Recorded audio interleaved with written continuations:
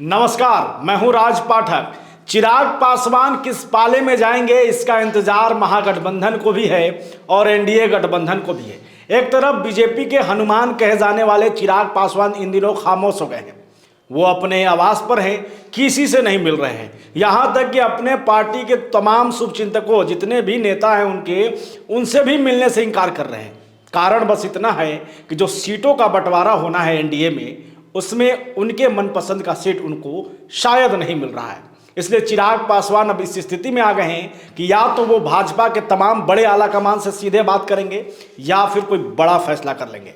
इसका कारण अगर आप समझेंगे तो ये समझेंगे कि जब से एनडीए की सरकार बिहार में बन गई, उसके बाद से नाराजगी जो है चिराग पासवान की तेज हो गई। चिराग पासवान इस बात की हमेशा से मुखर आवाज बनाते रहे हैं कि नीतीश कुमार की नीतियों के वो खिलाफ बोलते रहे हैं, नीतीश कुमार के कामकाज पर सवाल उठाते रहे हैं। ऐसे में चिराग पासवान को ये तुरंत हजम करना कि नीतीश कुमार अब एनडीए का हिस्सा हो गए, उन्हें नहीं जच रहा। क्योंकि जिस उत्साह के साथ और जिस दबंगई के साथ 2020 के चुनाव में नीतीश कुमार के खिलाफ चिराग पासवान क्षेत्र की जनता के बीच गए थे, लगातार 4 सालों तक जिसके खिलाफ आवाज उठाते रहे, वही चिराग पासवान के पास अब शब्द नहीं है। आखिरकार किसकी गलती गिनाएं?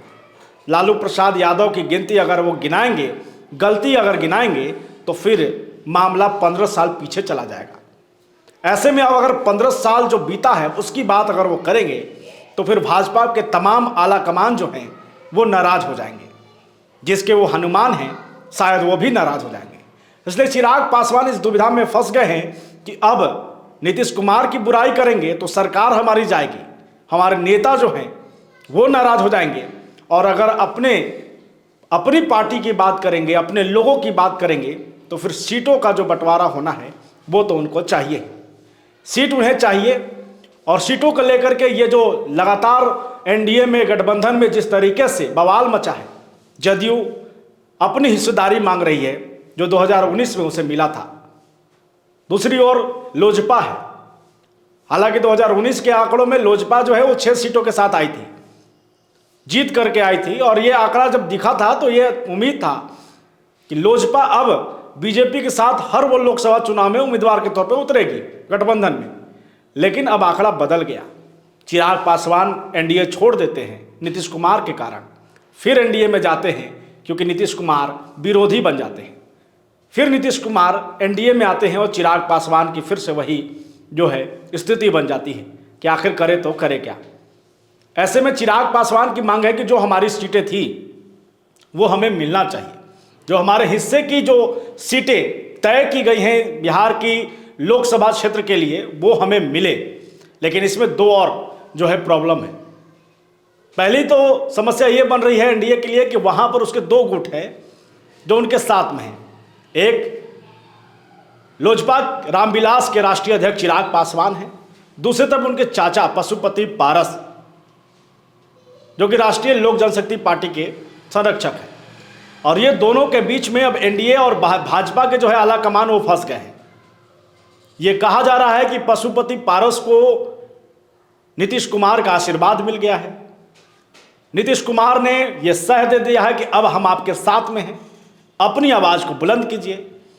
चिराग पासवान ऐसे में इकलौते हैं ऐसे नेता बन गए हैं जो अब अलग हो गए हैं इन सब चीज़ों से।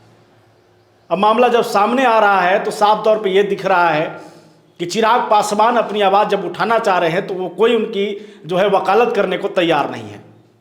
ये मामला हाजीपुर सीट पर फंसा है। रामविलास पासवान का गढ़ कहा जाने वाला हाजीपुर सीट, जहां से 2019 में पशुपति पारस चुनाव जीत करके आए थे, उसके बाद चिराग पासवान जब ये दोनों चाचा और भतीजा अलग होते हैं तो ये दावा ठोक देते हैं कि हाजीपुर से वही चुनाव लड़ेंगे, वही उम्मीदवार बनेंगे। लेकिन अब लड़ाई दोनों के वर्चस्व पर आ जाता है।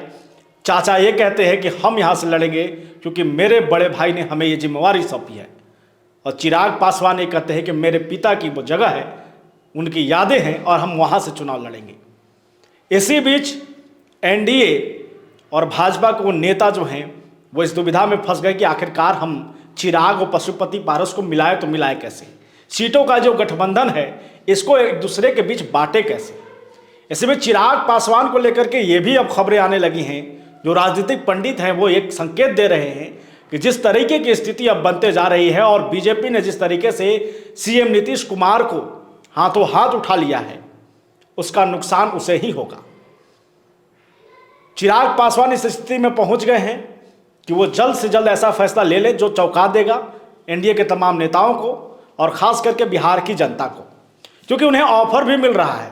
उन्हें ऑफर महागठबंधन के तमाम नेताओं की तरफ से मिल रहा है और ऐसी स्थिति में अगर चिराग पासवान कोई फैसला ले लेंगे तो इसका नुकसान सीधे के सीधे एनडीए के उन तमाम नेताओं को होगा। तो देखना यह होगा कि चिराग पासवान को खोना जो है ये कितना मंजूर एनडीए के तमाम नेताओं को होगा, या फिर चिराग पासवान को अपने पाले में लेकर नीतीश कुमार को कहीं ना कहीं नाखुश करना ये कितना मंजूर होगा। समय पर छोड़ते हैं, लगातार हम अपडेट देते रहेंगे। फिलहाल बने रहिए हमारे साथ, देखते रहिए बुलेट न्यूज़ टीवी।